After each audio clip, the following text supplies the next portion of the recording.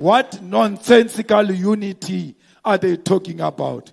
What unity of Africans are you talking about when you have had almost 82 years to unite Africans?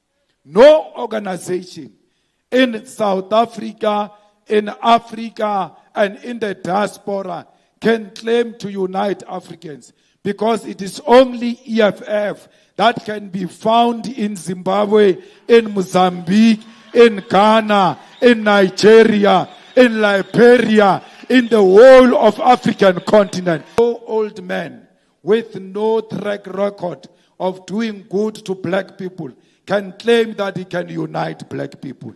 Only the EFF has demonstrated that it has got capacity to unite black people. Only the EFF has got a track record of 11 years of unbroken struggle, fighting for the interest of the black people in South Africa. No organization, older or young, can claim the achievements that the EFF has made in 11 years. Because this EFF, from its inception, it has never been ashamed to be associated with black people and Africans in particular.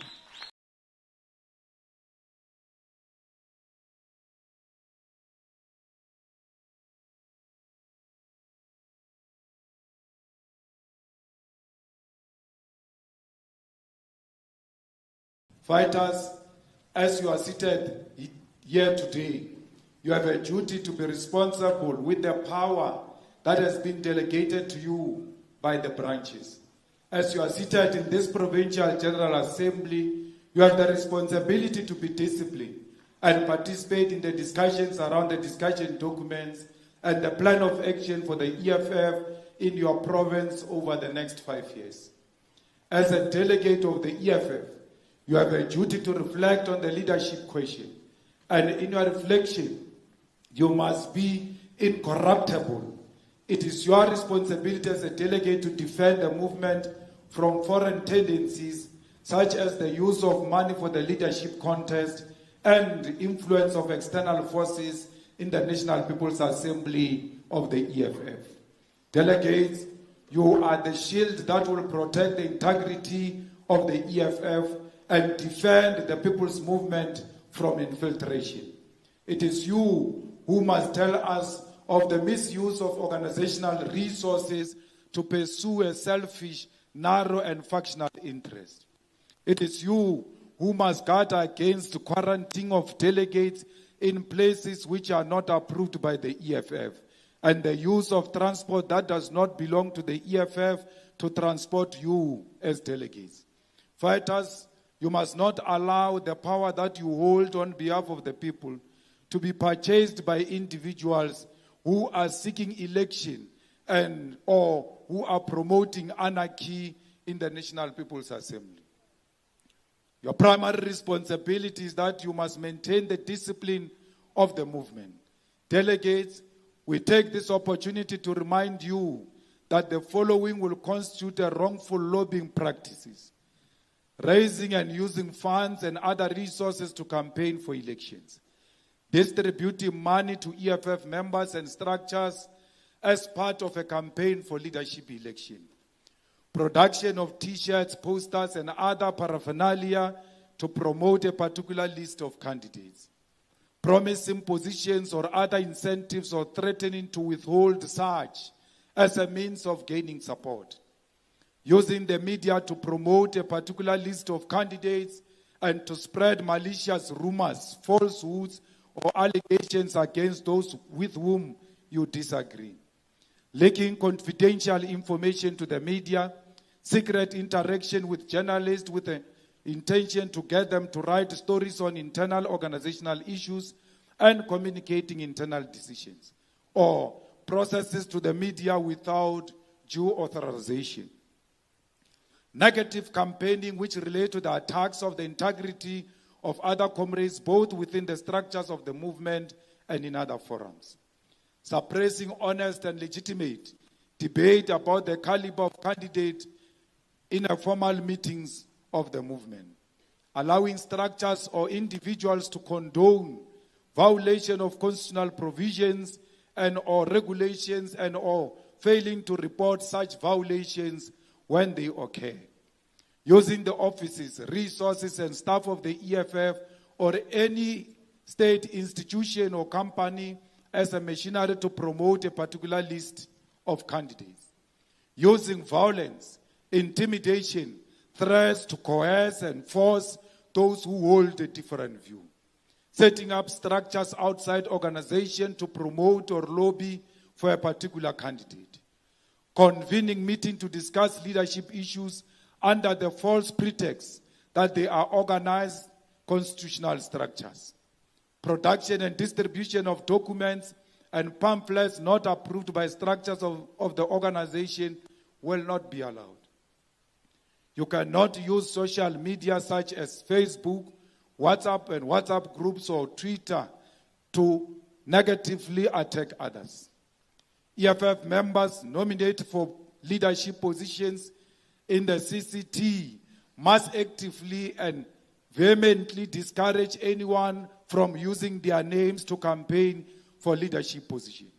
If you keep quiet when your name is used to divide and undermine the integrity of our organization, your name shall be disqualified from contesting for any position in the organization. When people do wrong things in your name, you must be able to stand up and say, "Not in my name." No EFF from the CCT or PCT is permitted to create the perception that their lobbying is a decision of the upper structures. Structures and members of organization have a right to raise their views. No one must come and impose a list and say democratic centralism says this is what we must do. Now is the time for branches to speak and not the upper structures. Lobbying shall stop once the process of electing the new CCT has been concluded at the Third National People's Assembly. Once the new CCT is elected, it becomes the duty of all EFF members to unite and rally behind the newly elected leadership, regardless of the preference the delegates had before the elections. We urge you to remain loyal only to the National People's Assembly guidelines, the Constitution of the EFF, the Code of Revolutionary Discipline, and the EFF Founding Manifesto. Do not be loyal to the Code of Conduct and Constitution of the faction, because you will have to choose between the Constitution of the faction and the Constitution of the EFF. And the EFF Constitution will always win over individuals. If anyone tries to make you conduct yourself outside of these revolutionary documents, then it is your revolutionary responsibility to report such individuals. A delegate of the EFF is not silent in the face of corruption. A delegate of the EFF does not look away when they sense the movement is about to be compromised or be put in a disrepute. Fellow fighters, as a delegate of the EFF, you are expected to be loyal to our Constitution. And our Constitution demands of us in Section 6, subsection 7b, loyalty means that at all times, members and leaders will not keep quiet when the organization is unfairly criticized and attacked in private and in public. Loyalty to the organization means that members will remain active members even when removed from positions of responsibility or deployments. Loyalty means the members of the organization will not join in the opposition and opponent forces who unfairly criticize the organization and its leadership. It is for this reason that you as delegate must be vigilant and loyal and never allow enemy forces to coerce you into unfairly criticize the organization or its leadership.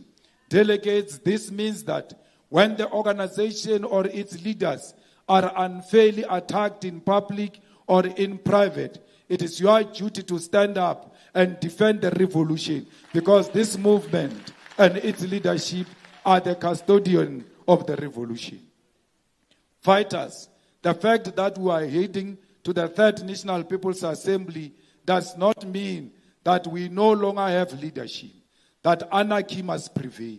Until the Electoral Committee dissolve the Central Command team at the National People's Assembly, this organization remains led, and this leadership will guide you throughout this process alongside your provincial leaders. Fighters, when we say that you must not unfairly criticize the leadership, we are not saying do not engage in constructive criticism, because our Constitution allows this. Section 6, subsection 5 of the Constitution speaks to constructive criticism and self-criticism, and it reads as follows. From time to time, members and structures of the EFF should engage in constructive criticism and self-criticism, meaning they should openly, honestly review the work they do and avoid all forms of boastfulness and self-glorification over minor achievements. The People's Assembly, CCT, PCT, RCT, BCT, deployed cadres and members should periodically review the work they are doing against their own set targets. They should always ask whether they have taken the correct decisions, whether they have achieved what they intended to achieve within the time periods they decided upon. Fellow fighters, none of you must therefore feel like you are censored from reflecting and engaging in constructive criticism. Because when you are critiquing this organization, you are critiquing yourself, because you are the organization. The discussion documents of the Third National People's Assembly are part and parcel of this collective constructive criticism and self-criticism, especially in the organizational character and design document. And it is this discussion document, amongst many others, which should inform your discussions here today. There are many critical questions which you must reflect on, such as the reorganization of regional structures into sub-regional structures. We must ask ourselves a question without being factional as to whether regional structures are relevant or not. What is the immediate role of the regional structures? Can this role not be played by sub-regional structures? Because when we choose a sub-region, it means we choose a person from amongst ourselves, a person who knows our dynamics, a person who lives our struggles, and is not a stranger who wins a position of a regional chairperson, even when he's not known for working the ground, but because he's got the means to lobby others and become a regional leader. Fighters, we need to discuss whether we have not reached a point where we must establish the youth command and collapse the student command into a youth command, because students are members of the community before they are students. They have to belong to one organization with the unemployed youth and with the urban and rural and township youth. All of us, we are allowed to speak about those issues. We are allowed to speak whether we should increase the membership target from 100 to 200, or we should maintain it at 100. Because our responsibility is to win elections. How does having 100 members translate into winning even a voting district? These discussion documents ought to be the bedrock of our discussion, because you cannot discuss leadership question before you discuss the mandate these leaders must carry out. There must be a term of reference of what these leaders will be leading, so that they know what is expected of them before they accept the responsibility of leadership. Let us exhibit the highest form of discipline, fellow fighters, and in doing so, not shy away from reflecting on the recent occurrences within our movement and within society in general. The National People's Assembly is important because it is our commitment to internal democracy, a principle which we must never compromise, because it is Leninism to allow all party members to engage on the tactical questions and planning of the movement and to engage on the election of party leadership. It does not matter whether democracy goes in our favor or not, but our commitment should be to democracy.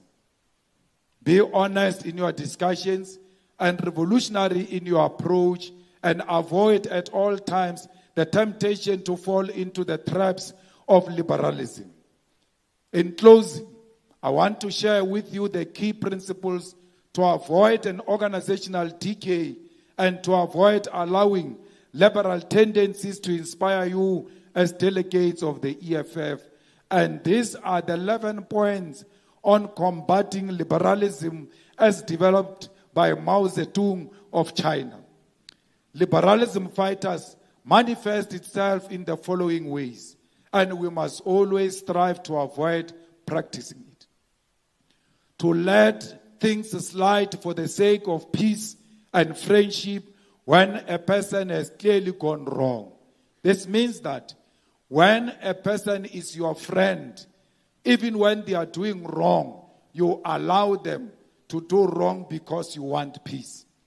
And refrain from principal argument because it's an old acquaintance, a fellow townsman, a schoolmate, a close friend, a loved one, an old colleague, or old subordinate. You cannot keep quiet in the organization even when the wrong is done by your wife or the husband who's a fellow member. A wrong is wrong even when committed by the loved one. Or to touch on the matter lightly instead of going into it thoroughly, so as to keep on good terms. The result is that both the organization and the individuals you are protecting are going to be harmed. To indulge in irresponsible criticism in private instead of actively putting forward one suggestion to the organization. At the corners, you speak very bad about the organization. In private, you speak very bad about the organization. In private houses and functions where we are not present, you speak very bad of the organization. To say nothing to people, to their faces, but to gossip behind their backs, or to say nothing at a meeting, but to gossip afterwards. To show no regard at all for the principle of collective life, but to follow one's own inclination. This is a second type of unacceptable tendency. To let things drift if they do not affect one personally. So if you are not personally affected, you just allow things to pass, yet you say you love the organization. To say as little as possible while knowing perfectly well what is wrong. To be wordly wise. Wordly wise means you speak in tongues and not very clear where you stand, because you play safe and seek only to avoid a blame. Never avoid a blame. Take a position. Not to obey orders, but to give pride of place to one's own opinions. When the leadership says to you, this is the direction we are taking, even after a thorough debate, because you think your own individual opinion is superior to that collective wisdom, you disobey the collective wisdom. To demand special consideration from the organization, but to reject its discipline. To indulge in personal attacks, big quarrels, vent personal spite, or seek revenge instead of entering into an argument and struggling against incorrect views for the sake of unity or progress or getting the work done properly.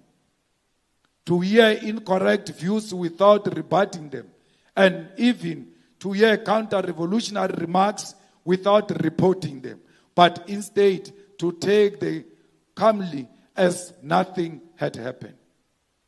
You sit with people in their rooms, in your own houses, in the suburban areas, and they tell you they are going to leave the EFF, and you don't report that counter-revolutionary remarks to the leadership of the EFF and want to be regarded as one of our own.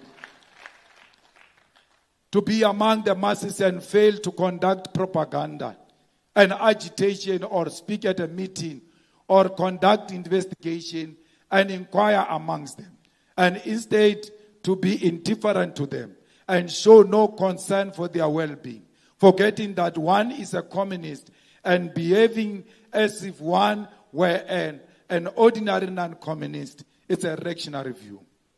To see someone harming the interest of the masses and yet not feel any problem or dissuade or stop him or reason with him, but allow him to continue doing wrong to the community. To work half-heartedly without definite plan or direction. To work perfectionary and muddle along. So long as one remains a monk, one goes tolling the bell. This is a ninth type of a tendency that is unacceptable. To regard oneself as having rendered great service to the revolution. To pride oneself on being a veteran. To disdain minor assignments while being quite unequivocal to major tasks. To be slipshod in work and slack in study. When we say to you, you must go to school, and you refuse to go to school and yet regard yourself as a revolutionary.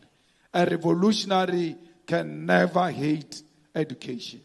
There is no need to remind us that you are a veteran of the EFF.